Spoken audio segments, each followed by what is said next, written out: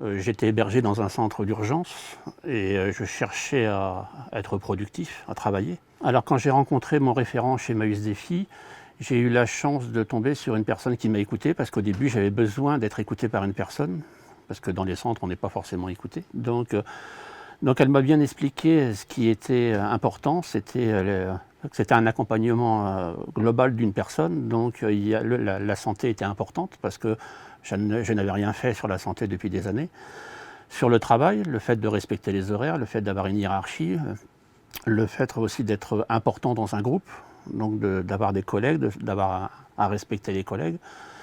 Et aussi le logement, parce que le centre d'urgence c'était bien pendant un moment, mais il y a besoin, enfin, le travail amène à l'autonomie, et l'autonomie c'est avoir un logement aussi. Donc de voir pour le DALO, pour les accords collectifs, de mettre, d'être noté quelque part en fin de compte, parce que souvent quand on a été dans un parcours de vie difficile, on n'a jamais frappé à certaines portes, on n'a jamais osé. Donc le logement maintenant, je suis logé par un bailleur social, mais je paye un loyer, j'ai des contraintes. Au niveau santé par exemple, j'ai pris un médecin traitant, je me fais soigner pour un diabète que j'ai. J'ai eu la chance de perdre du poids, par exemple, moi j'en avais besoin. Et pour le travail, je suis en train de voir pour une formation donc, qualifiante. Donc ça avance des trois côtés en fin de compte.